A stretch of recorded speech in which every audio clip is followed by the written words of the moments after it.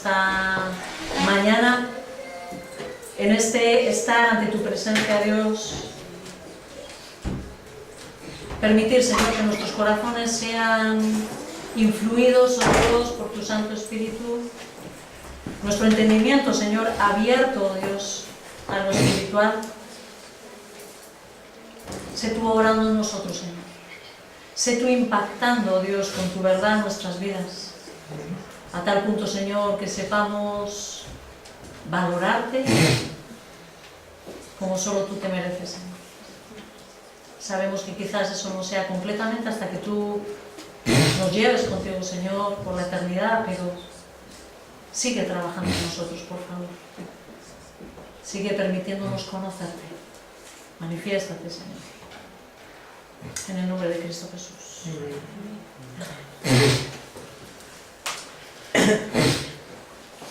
Sigo con la predicación.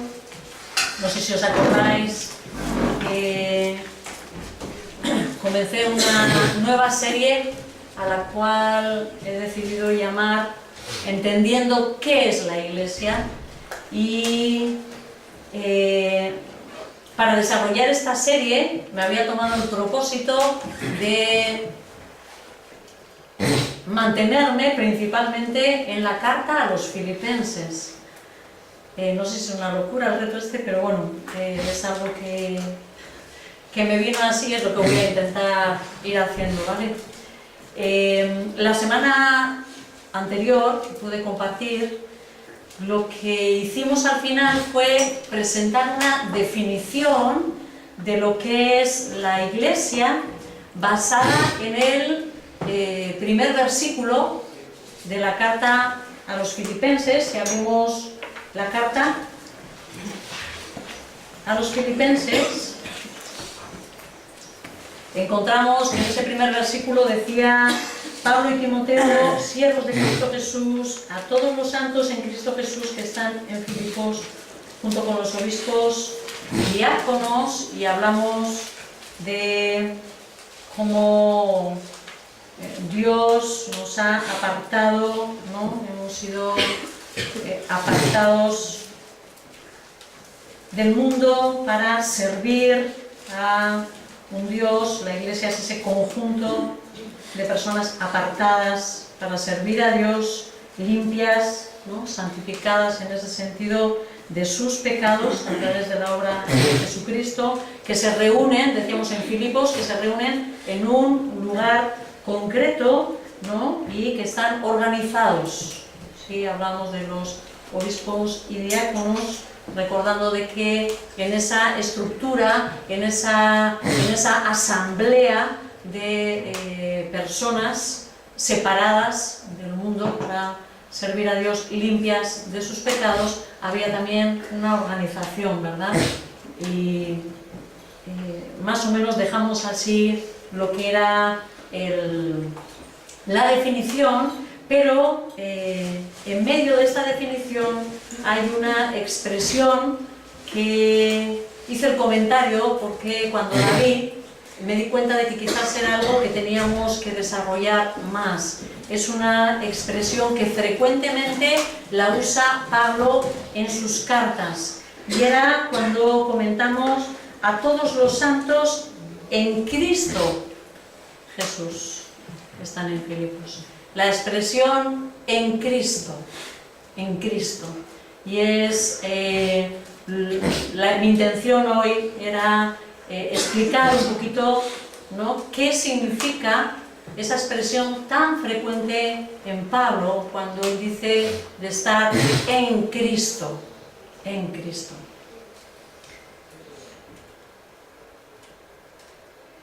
En esencia, podríamos decir que esta expresión de lo que nos habla es de nuestra permanencia en Cristo, de nuestra unión con Él. Es decir, casi de lo que hoy vamos a hablar, esta unión en Cristo, sería quizás como el primer paso de nuestra relación de salvación, es decir, de nuestra salvación. La primera parte, lo primero que ocurre en la persona cuando una persona se acepta a Jesús, ¿no? Entonces, la primera fase es nuestra unión con Cristo, ¿no? Y descubrí en la misma carta a los filipenses, no sé si...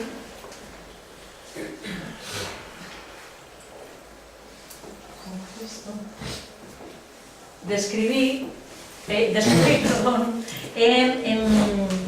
en la carta a los filipenses que hay un texto en el cual Pablo vuelve a hacer referencia a esta expresión. Entonces abrimos en la carta a los filipenses el capítulo 3 y me voy a centrar solamente a partir del versículo 7, del versículo 7 al 10. Habría mucho más que decir antes, pero solamente quiero hoy enfocarme en el aspecto de nuestra unión con Cristo, ¿vale? Entonces, vamos a la lectura. Versículo 7 dice así: sin embargo, y Pablo lo que ha hecho es exponer toda una serie de méritos, vamos a decir, que un hombre podía desear, un judío podría desear. Todo aquello que para mí era ganancia, ahora lo considero pérdida por causa de Cristo. Es más, todo lo considero pérdida por razón del incomparable valor de conocer a Cristo Jesús, mi Señor. Por Él lo he perdido todo y lo tengo por estiércol a fin de ganar a Cristo y encontrarme unido a Él. Vuelvo a decir esto: todo lo considero pérdida por el incomparable valor de conocer a Cristo Jesús, mi Señor. Por Él lo he perdido todo y lo tengo por estiércol a fin de ganar a Cristo y encontrarme unido a Él. No quiero mi propia justicia, que procede de la ley, sino la que se obtiene por medio de la fe en Cristo. La justicia que procede de Dios, basada en la fe. Lo he perdido todo, a fin de conocer a Cristo, experimentar el poder que se manifestó en su resurrección, participar en sus sufrimientos y llegar a ser semejante a Él en su muerte. Pablo aquí, en estos versículos, expresa el valor que su vida ha llegado a dar a esa unión con Cristo. Lo he perdido todo, todo lo tengo por basura. Estos términos que encontramos aquí que usa Pablo son términos de contabilidad. Es como ganancias y pérdidas, ¿verdad? La columna de ganancias y pérdidas, que apunto como algo que para mí representa ingresos. Eso lo entendemos, ¿verdad? Más tantos euros, ¿no? Pues algo así, ¿no? ¿Qué apunto en mi lista de ingresos, de ganancias? ¿Qué apunto en mi lista de pérdidas? Lo que Pablo nos está diciendo es que todo aquello que tenía en la columna de ingresos, es decir, que él hasta ahora le habían dado un valor, había decidido borrarlo de esa lista y lo apunta todo a pérdidas. Todo eso es pérdida, me aparta, no lo quiero, lo tengo por estiércol, porque me estorba para poder conocer a Cristo, ¿no? Pablo nos llega a decir que no hay cosa más valiosa para el hombre que poder lograr su unión a Cristo, porque ella implica, ¿qué? Su salvación. Su salvación. Tenemos que ser conscientes de darnos cuenta, y los primeros nosotros, de entender que la salvación y la relación con Dios es la cosa más grande que podamos encontrar en este mundo. Y a veces se nos pierde esa pasión. A veces se nos va ese entendimiento. ¿Sí? Quizás haya que hablar a otros, quizás veamos a otras personas que nos rodean, que no tienen ese regalo, y preferimos hablarles de cosas bonitas para no quedar mal, sin darnos ni cuenta de que esas personas no tienen el regalo más valioso que existe, que es una vida eterna. Y a veces nosotros, que la tenemos, vivimos sin darle el valor, como si no la tuviéramos, ¿no? Pablo aquí lo que nos está diciendo en esta carta es que es necesario de estimar, es necesario dejar de apoyarnos en los méritos de nuestra vida. ¿Qué has tenido tú como valioso para ganar el cielo? ¿Qué has vivido tú como méritos para ganar el cielo? Dímelo. ¿Te has esforzado quizás por ser muy buena persona? ¿Te has esforzado quizás por ser, no sé, un buen vecino, un buen trabajador, no sé, ¿qué? ¿Un buen ciudadano? ¿Has colaborado con el pueblo? ¿Has colaborado, no sé, en la iglesia? ¿O quizás dando dineros a alguien? ¿Has querido ser un buen cristiano? Y te lo has apuntado todo como los méritos para poder tener a Cristo. Podría ser, ¿verdad? Cuando no tenemos un entendimiento de Dios, hay muchas cosas que intentamos hacer para ganar el amor de Dios. ¿Es verdad o no es verdad? Sin embargo, necesitamos entender y necesitamos que nuestras obras, nuestros méritos, nuestros logros, nuestra piedad, nos demos cuenta que no valen, no valen, no valen. Tenemos que borrarlas de los méritos, de las ganancias, y pasarla a las pérdidas. Debemos desechar todo aquello en lo que nos habíamos podido apoyar. Menospreciar, dice Pablo, que todo lo tiene por estiércol. ¡Qué asco! Es basura, es basura. Para poder entrar, dice él, a una relación con Cristo y para ser unido a Cristo Jesús. Esto es lo que implica un proceso de humillación por el que tenemos que pasar para que Dios nos acepte a su presencia. No hay forma de entrar a la presencia de Dios presentando nuestros grandes méritos. Él dice, coge todo eso que tienes ahí apuntado en esa columna de grandes méritos tuyos y de ganancias, bórramelo y ponnos pérdidas, porque más bien todo eso te está apartando de mí. Tu confianza en ti mismo, en lo que tú puedes lograr, es lo que más te va a estorbar de conocer verdaderamente a Cristo. Y necesita nuestra alma pasar por un proceso de humillación y de reconocimiento de que no somos absolutamente nada, ni tenemos mérito alguno para poder acercarnos a Él. Como dice el texto, dice él, ¿no?, que Él no quiere su propia justicia, ¿no? Quiere la justicia de Dios. Necesitamos reconocer que la justicia válida es la que Dios mismo realizó, no la nuestra.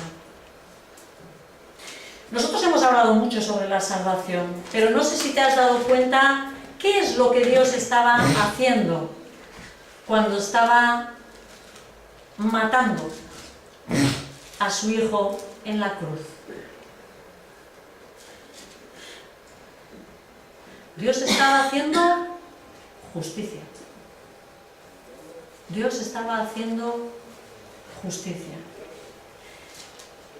Nuestra alma tiene que llegar a aceptar esa justicia que se hizo en la cruz. Y esto implica reconocer nuestra culpa y la gravedad de nuestro pecado. Nuestra alma tiene que llegar al convencimiento de que estamos completamente condenados a muerte. Y precisamente la palabra muchas veces nos habla de esa escena, por así decir, de justicia de Dios con respecto a nosotros. Dios como juez, Cristo como mediador y abogado. Tenemos que tener en cuenta nuestras oraciones, que a veces hacemos un batiburrillo, perdonad, y a veces decimos, gracias Dios, porque moriste por mí en la cruz. Cuando estamos hablando con el Padre, ¿vale? No, el Padre no ha venido a morir en la cruz. ¿Sí? Tenemos porque a veces oramos, no nos damos ni cuenta y sacamos estas expresiones, y tenemos que saber distinguir cuando estamos hablando del Padre y cuando estamos hablando del Hijo. El Hijo tomó un cuerpo, se humilló, vino a morar entre nosotros, ¿verdad? Y dio su vida por nosotros. Dios estaba haciendo justicia en su Hijo y estaba condenando a su Hijo. ¿Por qué? Por nuestros pecados. Porque si tú y yo somos enfrentados al juez justo, ¿qué somos automáticamente declarados? Culpables. Esa es nuestra realidad. Esa es la justicia de Dios. ¿Qué ocurre? Que Dios también lo sabía, ¿no? Y Dios quería satisfacer su ira contra nuestros pecados. El alma que pecare, esa morirá. No voy a dar por inocente al culpable. ¿Te puede dar por inocente? No. Entonces, ¿qué hace con tu pecado? ¿Qué hace con tu culpa? La cargó a Cristo. La cargó a Cristo. Yo muchas veces digo esto, ¿no? Nuestros pecados no son gratis. Conllevan un sufrimiento. ¿Qué nos ocurre? Que muchas veces nosotros, como decimos, como Cristo ya llevó la culpa, ¿no? O a veces pensamos, ¿no?, que decir, bueno, Dios me ama tanto, es tan bueno, como suele decir la gente, que nos va a perdonar todo. Pero alguien lo va a tener que pagar. La salvación es gratis. ¿Gratis para quién? Para nosotros. ¿Y para Él? En absoluto. En absoluto. Para Él no fue nada gratis. Un precio bien caro, ¿no? Entonces nosotros, en este proceso, vamos a decir, que se llama la justificación, ese asumir la justicia de Dios, es lo que Pablo está queriendo dejar claro aquí, ¿no? En esa muerte que Jesucristo recibe por nosotros, la ira de Dios es satisfecha. El castigo de Dios está cumplido. El castigo nuestro se ha cumplido. La deuda ha sido pagada, ¿no? Y así nosotros somos justificados. Es decir, somos declarados justos delante de Dios. ¿Por qué? Porque Cristo mismo aporta su sacrificio sustitutorio a nuestro favor, ¿no? Y además aporta su vida justa a nuestra cuenta. Esto es algo que yo sé que he explicado muchas veces en clase, pero permitirme a aquellos que ya lo conocéis, aparte que nunca deja de ser de toda la profundidad y es el centro de nuestra enseñanza y de nuestra vida, ¿no? Vamos a imaginar un juicio. Vamos a imaginar un juicio. Nosotros somos culpables. Viene Dios, abre nuestro libro de la vida y dice que culpables, muy culpables. Algunos lo tenemos más grueso, otros lo tienen más finito el libro, pero culpables, ¿no? Y Dios nos condena. Esta es la resolución. Condenados. ¿Condenados a qué? A muerte. ¿De qué está hablando? ¿De muerte física? Solamente no, ¿verdad? De una separación completa de Dios por la eternidad. ¿Qué ocurre? Que viene Jesucristo, que Él es nuestro abogado, nuestro mediador, y le entrega al Padre, cuando el Padre va a decir, no, culpable, pum, lo ha dicho, viene Jesucristo y le entrega sus credenciales, por así decir, y le dice, ¿cuál es la condenación? Es la muerte. Uy, estoy ahora igual, por ejemplo, yo misma es igual, ¿verdad? ¿Y qué hace Jesús? Dice, yo he muerto, he pagado la condena de Rubí, aquí está mi credencial. Y entonces el Padre ve la muerte de su Hijo Jesucristo y le satisface, ¿sí o no? Sí. Entonces ese caso en contra de Rubí queda ya pagado, fuera de la mesa.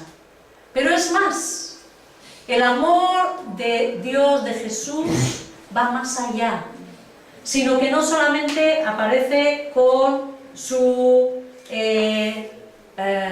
muerte, vamos a decir, su condena, sino, voy a aprovechar que todo tengo a cachos, sino que viene y le dice, pero aquí te presento mi vida, una vida justa, y también la quiero poner a favor de Rubí.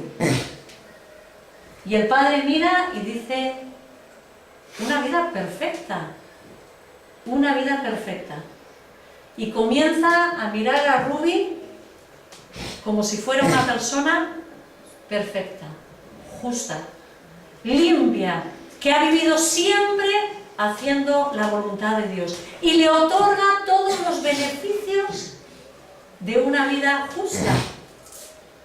La presencia de Dios, la entrada en los cielos, le dice, bienvenida, eres perfecta, eres aceptada, ¿verdad?, por mí, y le hace su hija, le acoge a su familia. Y eso es el milagro que Dios hace en cada uno de aquellos que somos acogidos en el seno del Padre, que somos acogidos a su familia, ¿no? Esta es la justicia de Dios. Y por eso Pablo dice, yo no quiero la mía, yo no quiero la mía, ¿sí? No quiero mis esquemas, quiero la tuya, Dios. Yo quiero tu justicia, que es por la fe, dice el texto, que es por la fe en Jesucristo. Yo quiero que Jesús venga e interceda por mí, yo quiero la vida de Jesús a mi favor, ¿no? La única forma de este proceso de que seamos declarados justos para que se dé es a través de la fe, a través de la fe. Esto es como un regalo y nos lo dice también Filipenses. Vamos en el capítulo 1, en el versículo 29. Alguno dice,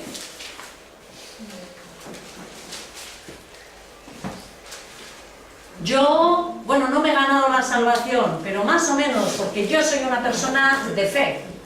Yo tengo la fe, ¿no? Y miremos en el versículo 29, que dice, solo hay una parte que es la que quiero resaltar. Porque a vosotros, es decir, a los filipenses, y en este caso a nosotros, se os ha concedido no solo creer en Cristo, sino también sufrir por Él. ¿Qué es lo que se le ha concedido a los filipenses?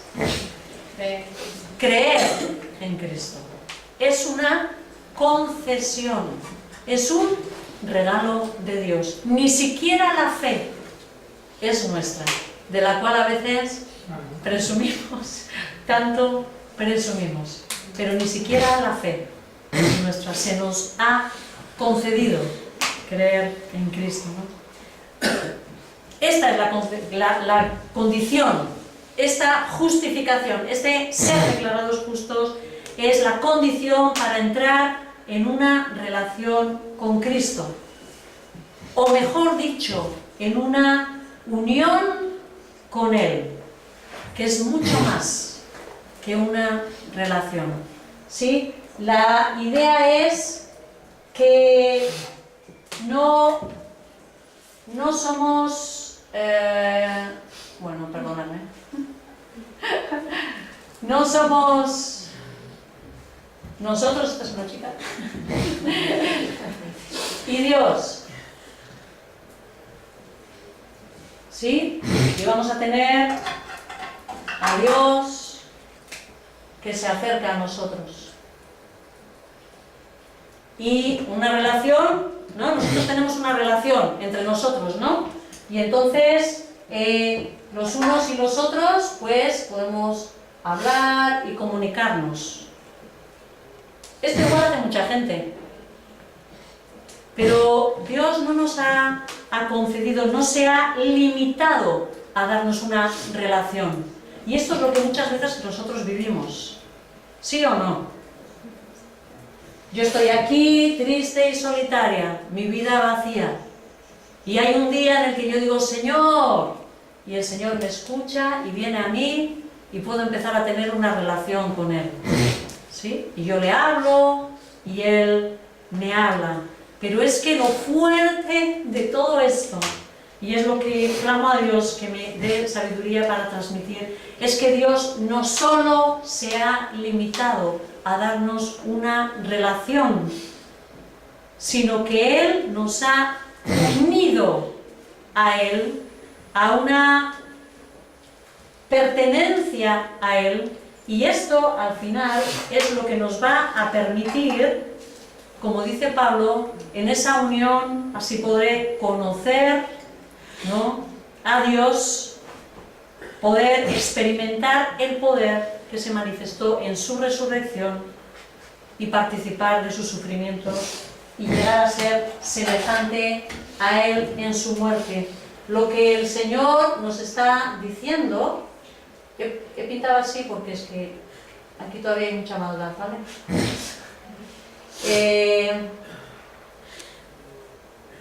Es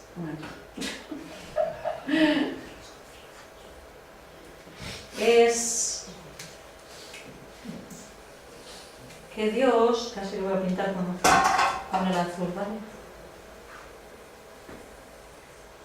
Nos ha unido a Él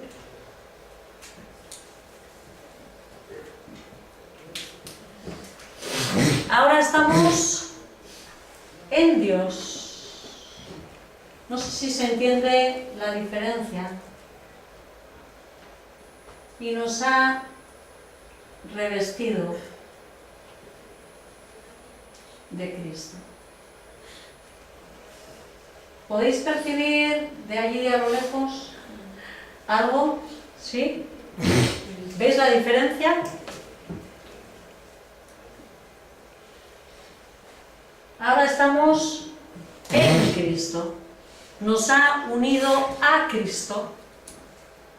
¿Sí? No somos ya extraños, seres independientes de Dios. Esto es lo que mucha gente suele decir cuando tú le quieres presentar el Evangelio y la gente te dice, yo hablo con Dios. Yo le pido a Dios cosas y Dios me las concede. Puede ser que Dios te haya concedido una relación así, ¿verdad? Externa, pero tú no conoces a Dios. Tú no estás en Dios. Y un cristiano verdadero que forma la familia necesita estar en Dios, unidos a Cristo. ¿Sí? ¿Se entiende un poco la imagen? Y la Iglesia está formada sola y exclusivamente por aquellos que a través de la fe salvadora están en Cristo. Tienen que pasar sus almas por este proceso, ¿no?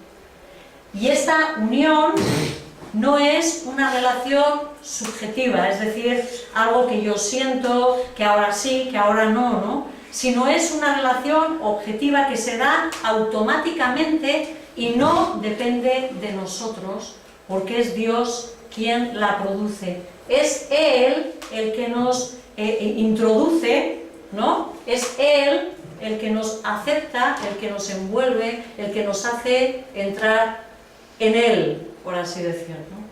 Cuando somos unidos a Cristo, tomamos una relación de parentesco con Él. Se crea un lazo, ¿sí? Y esta unión objetiva será la que nos permita luego tener una relación experimental con Dios, es decir, una comunión con Dios. A veces nosotros pensamos que la comunión es lo primero que tenemos, no pensamos en estar unidos a Cristo, es tener una relación con Él. ¿Sí o no? Pero si no ocurre esto es el paso previo, el ser unidos a Cristo, es el paso previo para que ahora nosotros podamos tener una comunión con Él. Primero ocurre esto y ahora comienza algo en nuestra vida en la que nosotros vamos a buscarle, oramos, recibimos palabra, ¿no? Nosotros le compartimos, ¿no? Pero es previo que hayamos experimentado esto en nuestra vida, porque si no, seremos igual que cualquier otra persona que pueda clamar a Dios, pero que no le conoce. ¿Sí? Esta es la verdadera entendimiento de Dios, de nuestra relación con Él. Esto es lo que Dios quiere. Nosotros en Él, nosotros en Cristo, Cristo en Dios. El todo en todos. Esto es lo que va a ser cuando Él habla de esa expresión, ¿no? Mirad, cuando nosotros somos parte de una familia, primero nacemos en la familia, ¿sí? Tú naces, esto es algo objetivo que no depende de ti, y entras a formar parte de la familia. Precisamente ese nacer en esa familia es la que te va a permitir luego desarrollar una relación con los demás miembros de la familia. Tu relación con esa familia, cuando tú naces, no depende de si te llevas bien o no te llevas bien. No es algo subjetivo, no es algo que dices, ah, me cae bien esta familia, voy a pertenecer a esta familia. ¿Sí? ¿No? No es que Octavio decide que va a ser hijo de Luis cuando ya tiene, ¿no?, 20 años, y dice, bueno, pues he decidido que me parece muy majo Luis, así que voy a ser su hijo. ¿No? No es eso, ¿no? Sino que se da y no depende de nosotros. Es algo externo a nosotros. Nosotros no somos los que tomamos la decisión. Nacemos. Nacemos. Se nos ha dado. ¿Quién da esto? Es Dios. Es Dios. Pero el hecho de haber nacido en esa familia es la que nos va a permitir que después nosotros podamos tener una mejor o peor relación y comunión con esa familia. ¿Me explico esto? ¿Sí? El entrar en la familia no depende de nosotros. Pero ya una vez de que Dios te permite estar dentro, eso es precisamente lo que ya te permite tener experimentar una relación pues, de hermanos, de paternidad, etcétera, etcétera, ¿no? Todas las relaciones que se pueden dar dentro de una familia. Pero lo primero que es que nazcas en esa familia, ¿no? Y igualmente en lo espiritual, entramos en una relación con Dios, en una unión a Dios, en una fusión en Dios, y luego podremos tener una comunión con Él a través de nuestro tiempo devocional, meditando las Escrituras, en la oración, etcétera, etcétera. Algunos cuidarán más su relación, ¿no? Y algunos tendrán una fuerte vida de relación, ¿no? Una fuerte comunión con el Padre. Pero si somos creyentes, te aseguro que más fuerte o menos fuerte la relación, estamos en Él, ya estamos dentro de la familia, ¿vale? No son nuestros méritos los que nos meten en ella, ¿vale? Esto es lo que Pablo, ¿no? Esa expresión en Cristo es lo que nos está queriendo transmitir. Y esto es de lo que nosotros tenemos que ser conscientes. En la Biblia hay varias ilustraciones que definen lo que es iglesia. Pero hay dos ilustraciones que quizás nos ilustran mejor esta unión con Cristo. Vámonos a Romanos 12, versículos 4 y 5. Y aquí se menciona esta relación, esta figura, ¿no? Que, gracias Señor, ¿no? Porque lo ha mencionado, la esencia de la enseñanza de esta mañana, una vez más, la ha mencionado durante la alabanza, ¿no? Y hablamos del cuerpo. 12, versículo 4. Pues así como cada uno de nosotros tiene un solo cuerpo con muchos miembros, y no todos estos miembros desempeñan la misma función, también nosotros, siendo muchos, formamos un solo cuerpo en Cristo, y cada uno está unido a todos los demás. Vamos a ver esta misma figura en Efesios. Es una figura que usa muchas veces Pablo, ¿no? Efesios 1, versículos 22 y 23.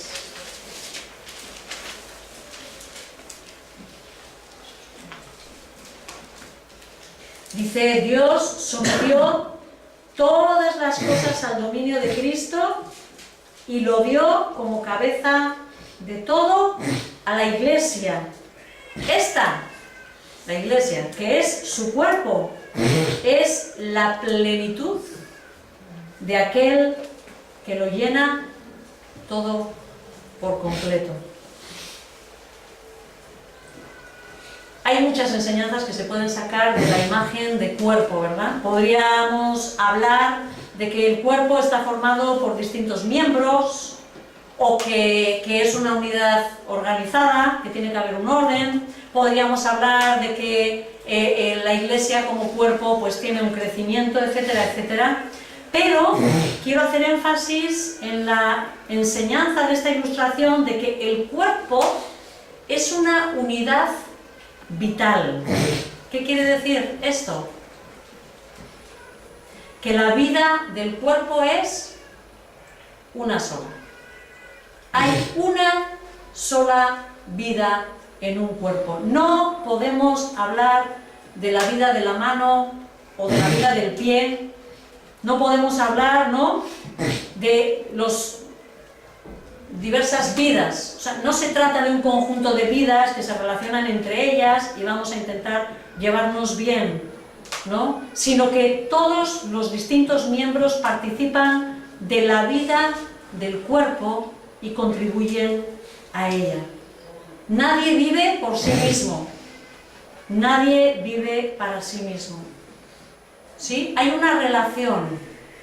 Es lo que quiero que veamos, ¿no? Existe una relación indisoluble, es decir, que no se puede romper entre la cabeza y el cuerpo. Si amputamos un miembro, el cuerpo queda mutilado. Si separamos la cabeza de ese cuerpo que es la iglesia, ¿qué es lo que queda?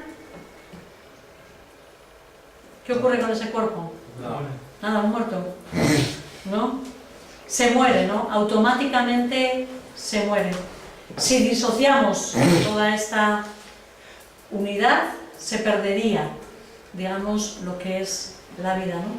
Y la otra ilustración que nos enseña la palabra, vamos a Juan 15, sería la imagen de la vid,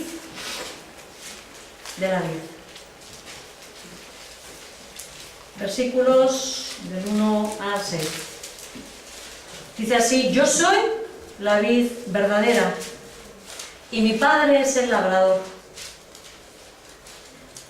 Toda rama que en mí no da fruto la corta, pero toda rama que da fruto la poda para que dé más fruto todavía. Vosotros ya estáis limpios por la palabra que os he comunicado. Permaneced en mí y yo permaneceré en vosotros. Así como ninguna rama puede dar fruto por sí misma, sino que tiene que permanecer en la vid, así tampoco vosotros podéis dar fruto si no permanecéis en mí. Yo soy la vid y vosotros las ramas. El que permanece en mí, como yo en él, dará mucho fruto. Separados de mí, no podéis hacer nada. El que no permanece en mí es desechado y se seca, como las ramas que se recogen, se arrojan al fuego y se queman. Tenemos la ilustración de una vid, que es una ilustración con una enseñanza también bien profunda que nos enseña esa completa dependencia de la vid, que es Jesucristo mismo, ¿no? Esta unión permite que la vida de la savia, es decir, la vida que hay en la vid, la savia fluya a través de la rama para que ésta pueda dar fruto. De igual manera, la vida y el fruto de la iglesia dependen de su relación, de su comunión, de su unión a Cristo, ¿no? Ambas ilustraciones, tanto cuerpo como vid, nos enseñan que Cristo es nuestra vida y nosotros somos su cuerpo y que de Él recibimos cada gota de nuestra vida espiritual. ¿Por qué estamos unidos todos nosotros? Porque es la misma vida espiritual de Cristo la que corre por nuestras venas. ¿Sí? Participamos de la misma vida, de la misma vida. Podríamos decir que ser cristiano es lo mismo que estar en Cristo, que estar en comunión con Él. No se trata solo de aprender lo que Él dijo. Sí, hay veces que pensamos, ¿no?, que es un cristiano.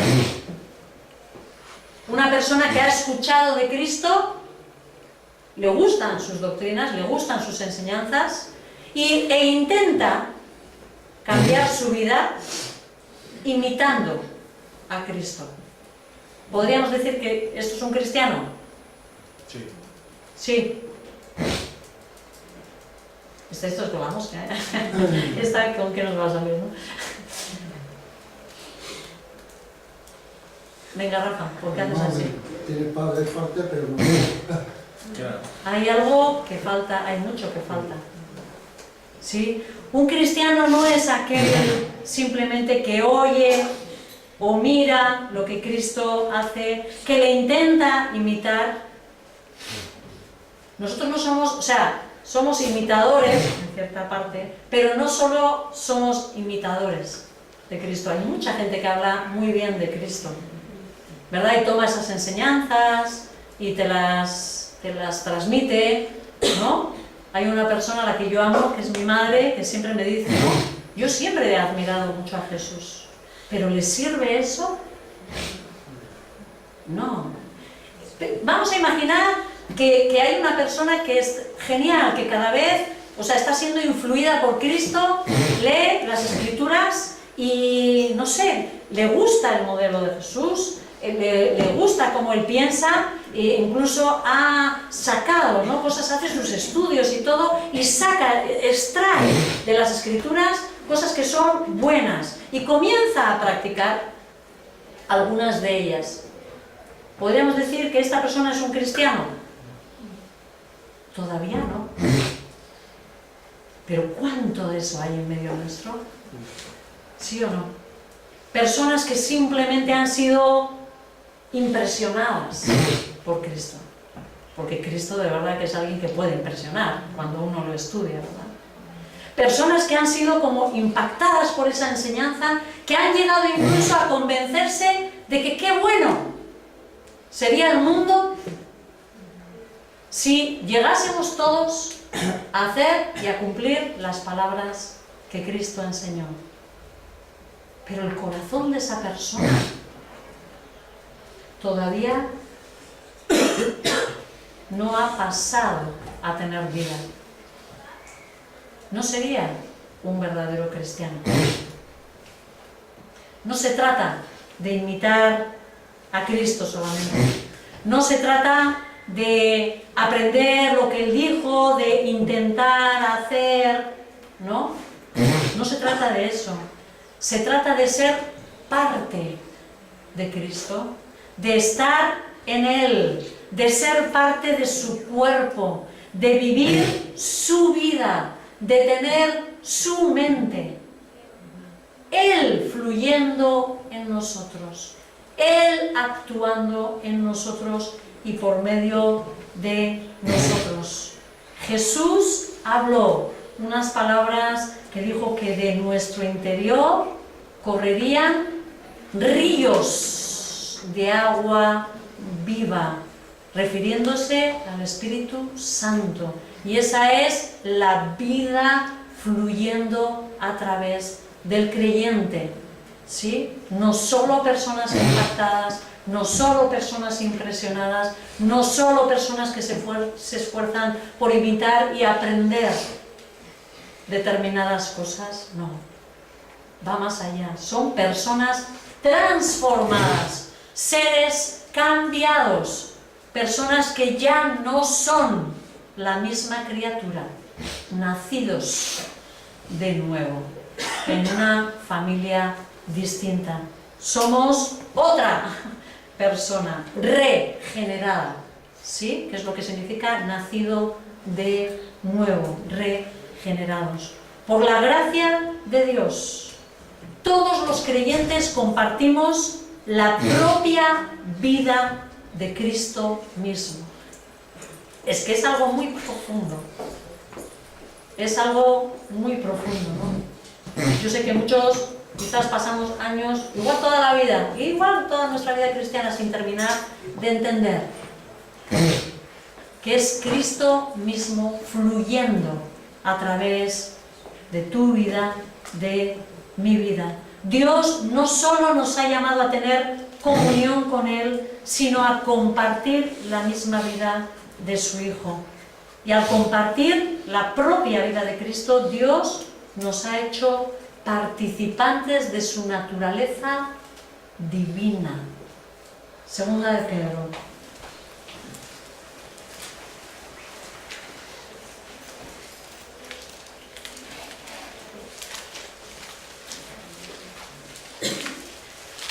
Segunda de Pedro, capítulo 1, versículo 4.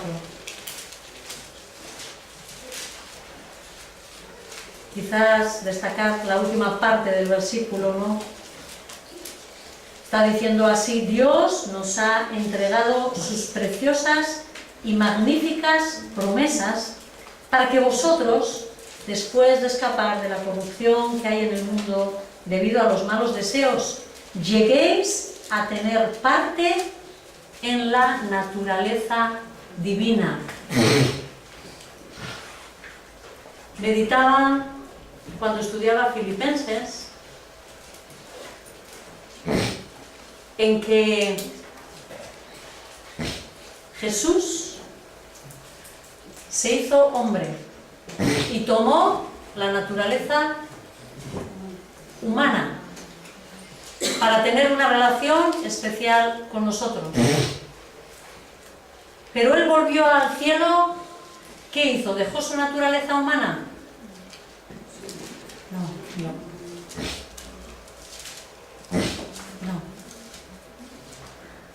No la dejó. Sí, a veces pensamos de que Jesús toma esta naturaleza, simplemente hace su obra y luego dice pa y vuelve otra vez con el Padre, pero no. Jesús se unió a una naturaleza humana, se hizo hombre y hoy está sentado en el trono al lado de Dios, siendo el Dios hombre que nos ha salvado. Y meditaba en esto y me daba cuenta, yo digo, Señor, bueno, aparte de que es impresionante el amor que esto conlleva, pensaba, ¿no? ¿Y qué ha hecho Jesucristo? Tomarnos de esa naturaleza humana y unirnos a Él para que nosotros participemos de su naturaleza divina.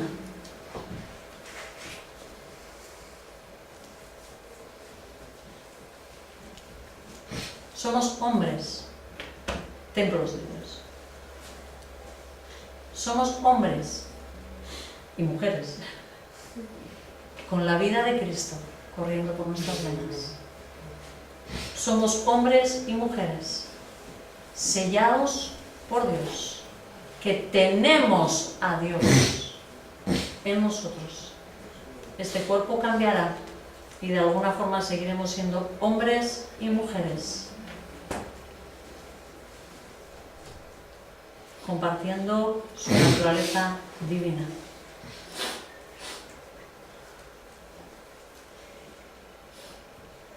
¿De dónde sacamos los cristianos el poder que necesitamos para vivir la vida cristiana? ¿De dónde sacamos nosotros el poder? De la gracia que tiene. De su gracia, ¿verdad? Todos sabemos, decimos, el poder viene de nuestro Señor Jesucristo. Claro que sí. Pero ¿cómo obtenemos ese poder?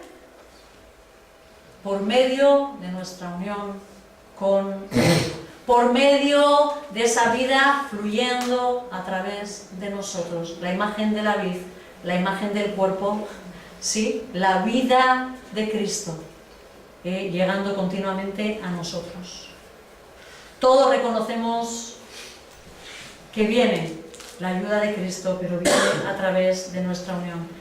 Cada deseo de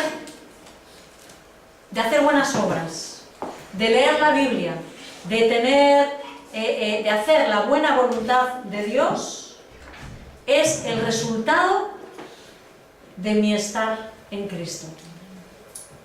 No es que ahora somos más buenos. ¿Ves aquí que estamos manchaditos? Que nuestra vieja naturaleza, esto se va a quitar, ¿vale? Esto cuando Jesucristo venga, nos recoja, limpiará toda esta naturaleza y la quitará, ¿no? Por completo. Pero en este momento que todavía esa naturaleza tan carnal, tan horrible que tenemos dentro, esa que nos lleva a enviciar, esa que nos lleva a tener rabias, esa que nos lleva a no desear todavía el bien, esa que nos lleva a pensar en nosotros, esa que todavía está ahí estorbando tanto, nuestras obras, o sea, nuestras buenas obras todavía están ahí. Pero ¿qué ocurre? Que estando revestidos de Cristo, su presencia va tomando cada vez mayor control e influencia en nuestras vidas. Es como que Cristo, el cual nos reviste, nos hace poder haber entrado aquí, vamos a decir, a la unión con Él y con Dios, va controlando poco a poco nuestra vida.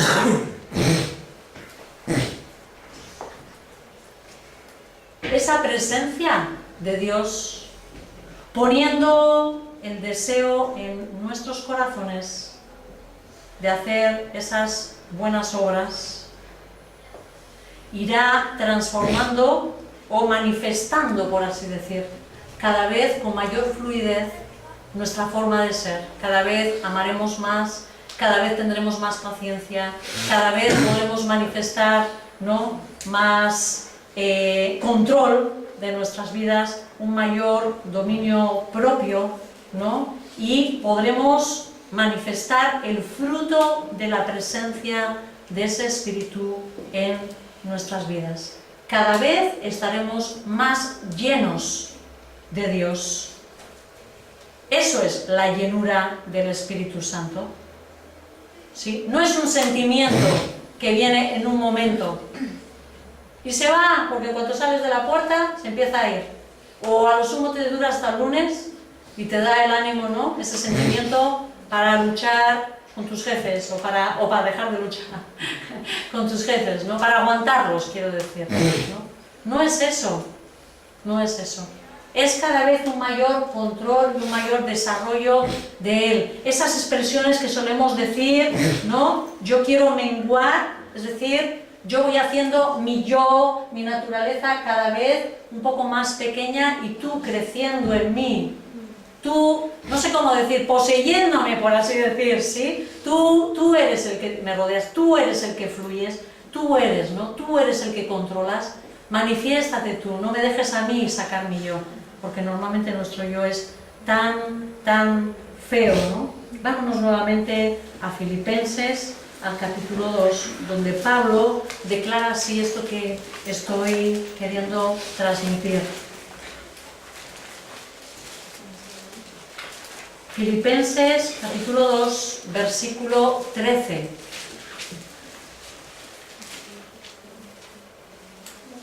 Que dice, pues Dios es quien produce en vosotros tanto el querer como el hacer, para que se cumpla su buena voluntad. ¿Por qué tú comienzas a tener un deseo del bien?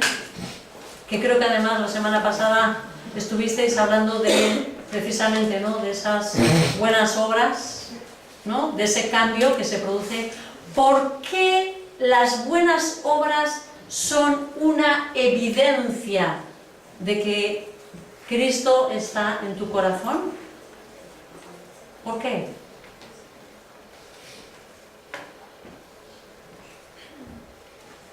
Porque si no es Cristo el que las produce, el que te hace quererlas, el que te lleva a hacerlas, no las vas a hacer por ti. No las vas a hacer por ti.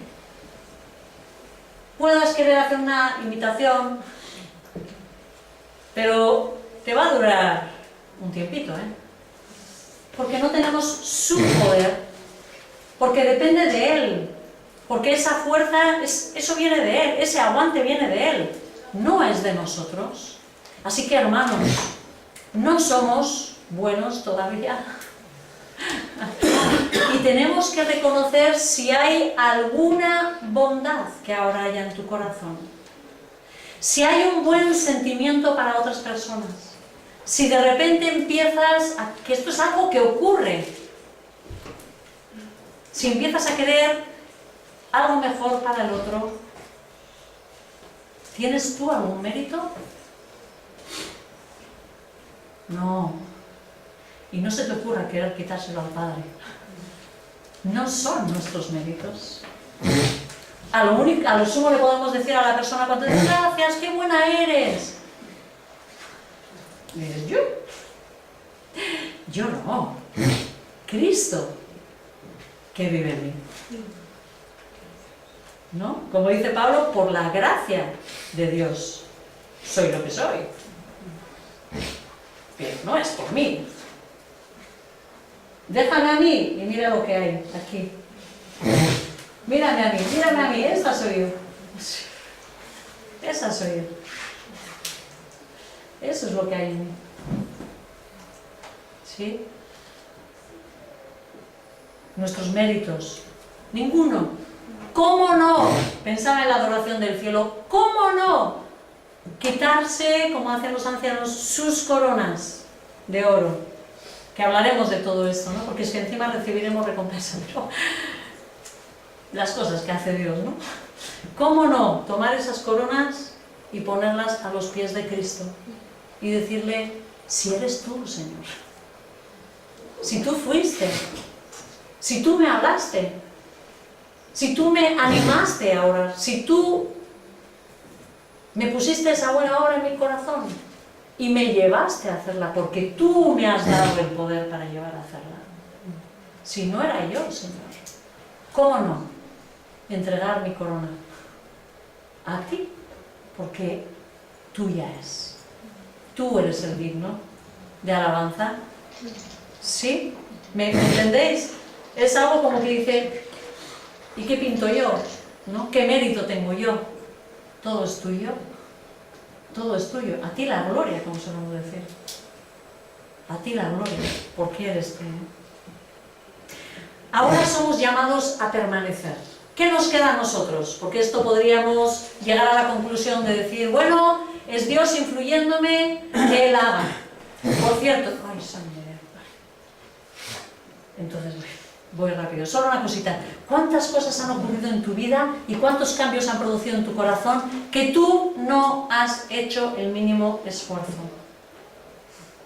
¿Hiciste algún esfuerzo para empezar a sentirte mal cuando volviste a ir a ese sitio que antes frecuentabas? No sé el qué. ¿Qué te puedo decir? Una discoteca, yo qué sé, cada uno sabrá dónde ha estado su vida. Y de repente empezaste a decir, ¿yo qué hago aquí? No pinto nada. Este no es mi sitio. ¿Hiciste algún esfuerzo para sentir eso? No. Nació. Se dio. Fue Cristo el que lo hizo. ¿Sí? Sin embargo, ahora somos llamados a permanecer en Él. Juan 15, como hemos leído antes, nos dice, ¿no? Vosotros permaneced en mí. Para los que estáis tomando notas, son Juan 15, versículos 4 y 5, ¿no? Él en nosotros en Él, permaneced en mí y yo permaneceré en vosotros. Y habla, pues para poder dar fruto, ¿no? El que permanece en mí, como yo en Él, dará mucho fruto, ¿no?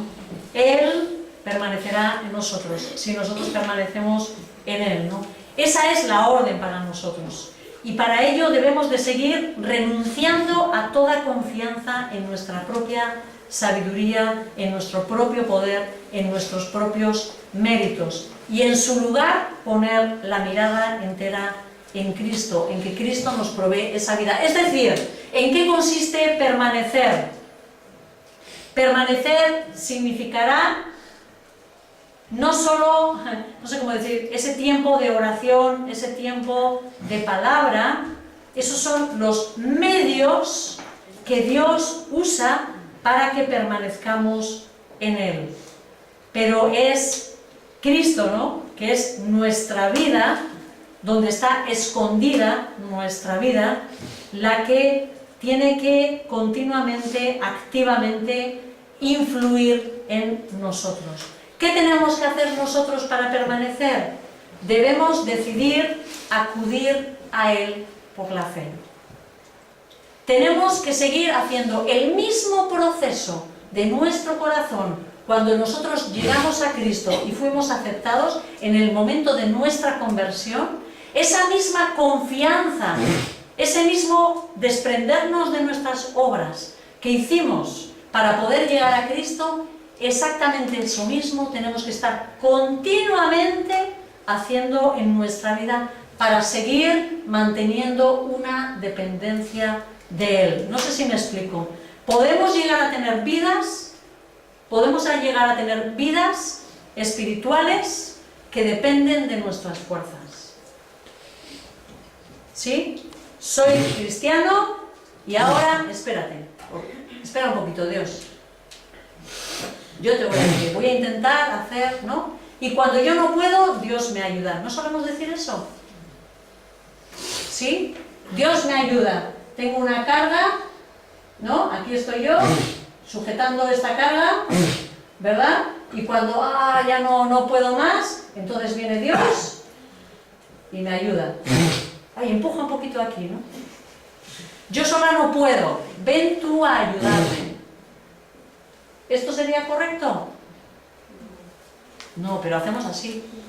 Déjame, que yo voy a hacer las cosas. Y luego tú ven y me ayudas, porque me está costando hacer. Échame un cablecito, bendíceme, Señor, en lo que estoy haciendo, porque me cuesta. No. Lo que tenemos que hacer es continuamente saber de que nosotros estamos en Dios.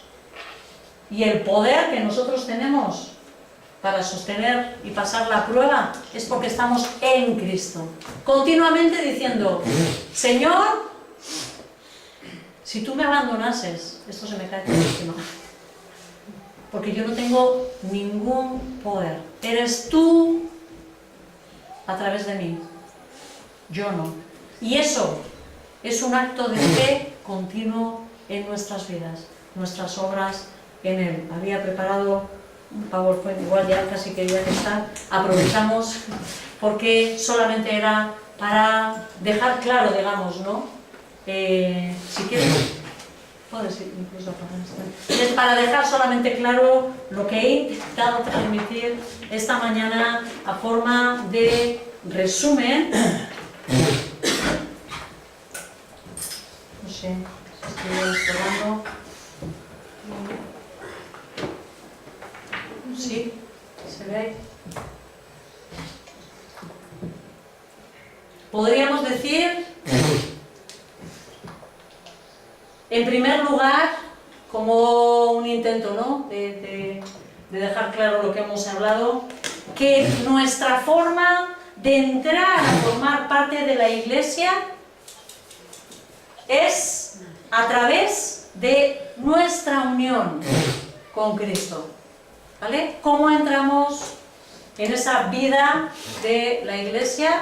Es a través de nuestra unión con Cristo. ¿No funciona tampoco? Va con el lente, ¿eh? Bueno, lo había programado para que se apareciera ahora. Ok, dale a la segunda. ¿Sí? Además sabemos que esta unión con Cristo se va a dar por la gracia de Dios.